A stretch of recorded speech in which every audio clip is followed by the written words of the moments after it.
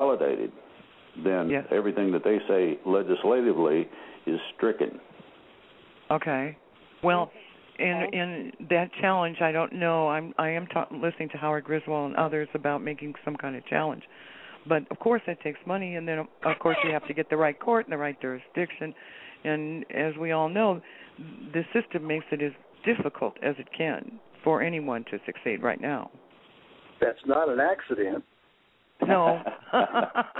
No. Now, that's an understatement.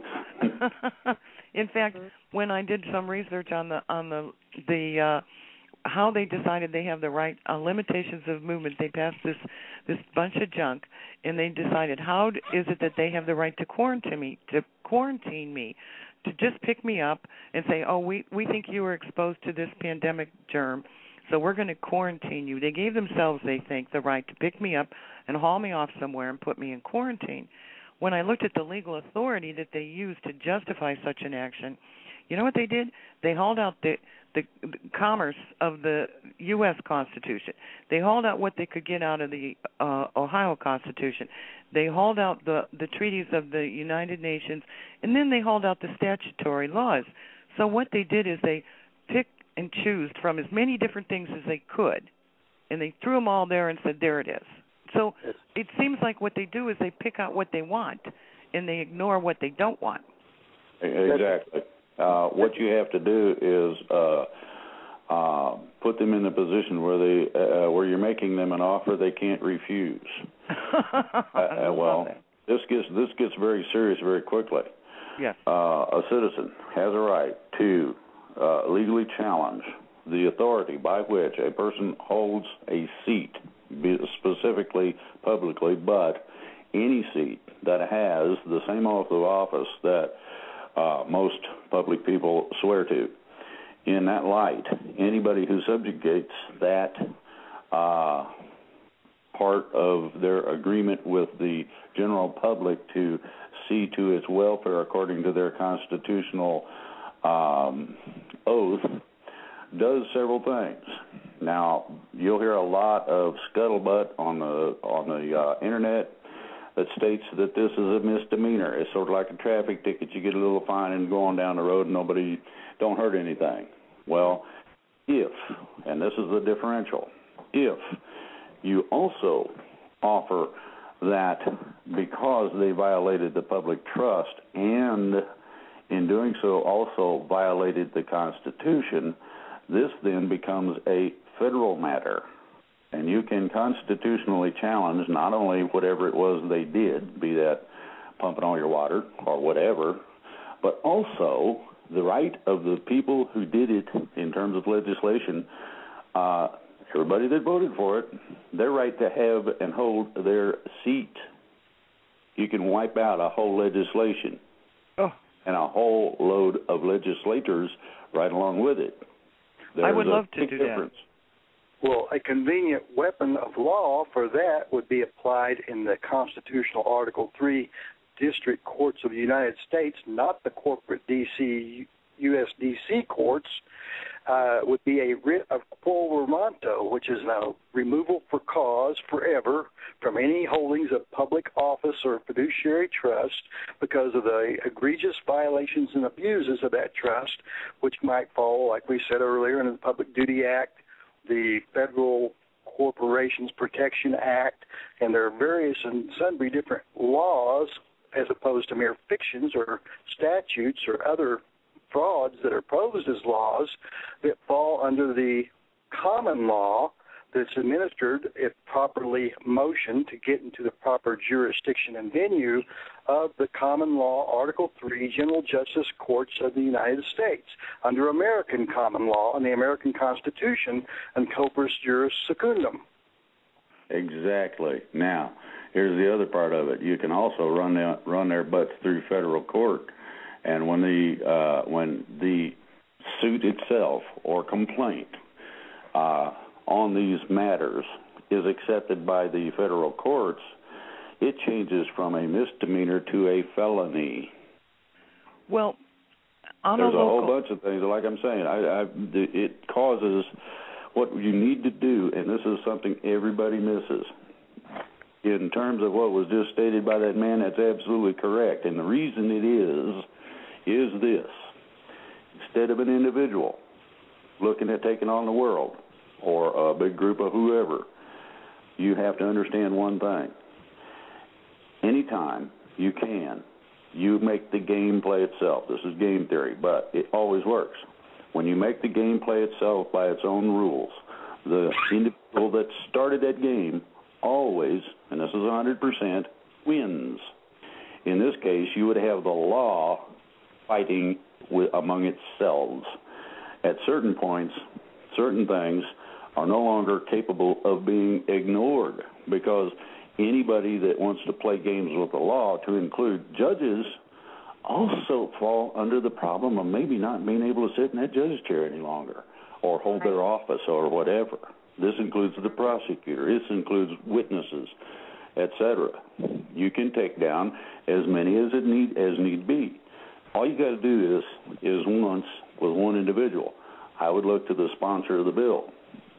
Well, they don't think that the Constitution holds water, and you intend to prove otherwise. I love what you're saying. Locally, we have an issue, and a lot of people do across the country, and I have been listening to people, and I'm working with some people locally on how to get the fluoride out of our water. Now, I've heard 5 different versions of how is the best way to proceed. In our state, it was passed in 1971 by the legislature, and they blanketed the whole state before even they had any decent scientific information on this. They blanketed the whole state and said any community, I think it's either 10,000 or 25,000 people, has to fluoridate their water.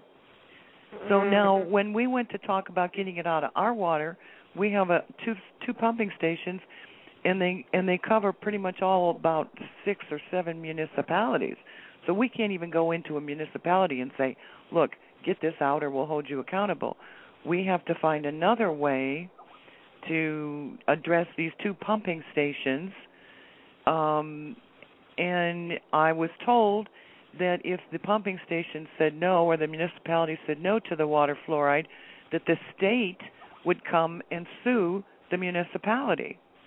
Okay, that's where the fun starts. Get your precedent. There are all ears.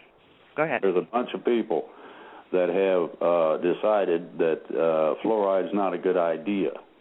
Right.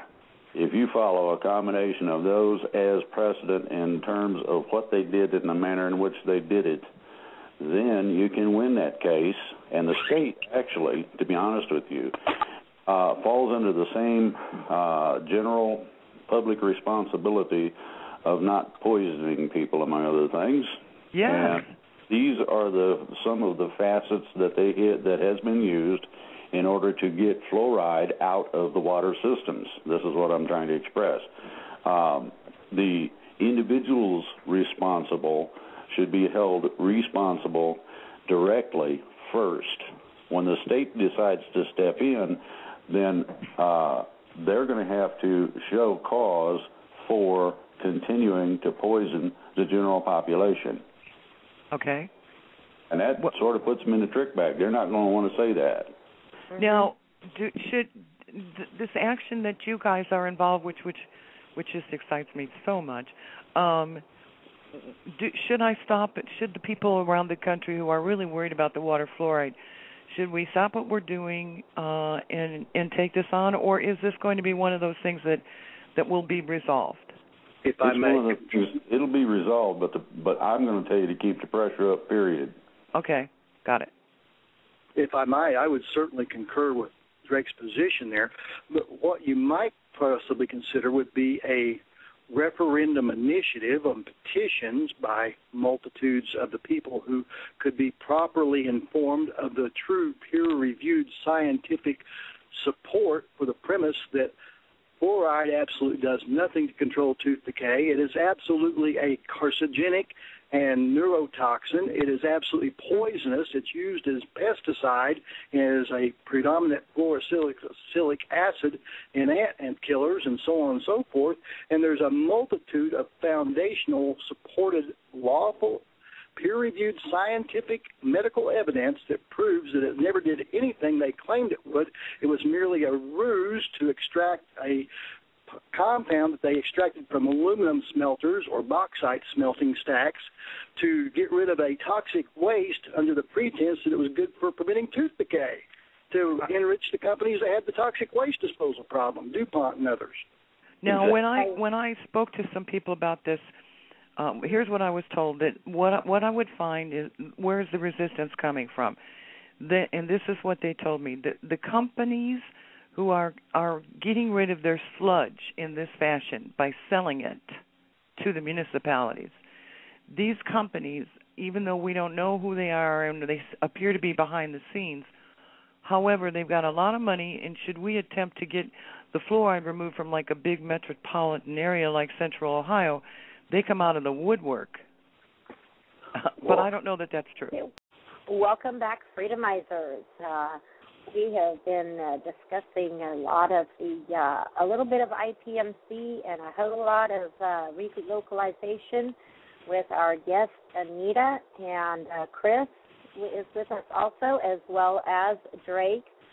And I'd like to go ahead and let Chris address the question prior to the break. And then we'll kind of move on a little bit to the smart meters and what Chris has for us on that. So, Chris, go ahead. Well, good morning. The smart meters are such a deep topic because they have such widespread implications to not only privacy, personal security, health, medical issues, and hazards to home invasions by surreptitious law enforcement, criminals, being able to track your activities inside your home 24/7, 365. I recently had a Nevada Power and Nevada Energy engineer claim to me that the smart meter was just like your computer or your telephone. My response, should have been, you can turn those off. You can't turn off the smart meter and without any cessation of power to your home, which we've all become dependent upon. Mm-hmm. And that is part of the concept that they have used to create the concept for the World Wide Web, the worldwide spider's web, some might presume, of being able to access, monitor, and measure the temperament of society via the intel that is data mined via schemes like the smart net, the smart devices, smartphones, smart appliances, and the worldwide grid that they want to find for the globe to interconnect all the homes and be able to especially turn off, turn on at a moment's notice to raise the price of the electricity supplied without having to go through channels under the pretense of making it more convenient for the providing utility and the customer, they assert, dubious I would suggest. And it's just such an insidiously devised scheme that's been lusted for by the global elites for many, many years, since the 1940s for sure, and probably before. The foundational document that was conceived that assimilates all these different technologies as weapons to be used against us to basically create a global slave plantation to keep us all policed in a panoptonic or an invisible barred prison to monitor us and make sure we are efficient producing human resources. It's such a deeply and insidiously composed, clever scheme that most of us would never observe it if we didn't seek to study and learn and educate ourselves about how it was concocted and inculcated. It stems basically from many of the Talmudists who have formed the Tavistokian School Institute of the global, the technocrats, the eugenicists, the transhumanists or change humanists, seeking to change humans to some other form other than their creator-inspired perfect form that the Creator Father created us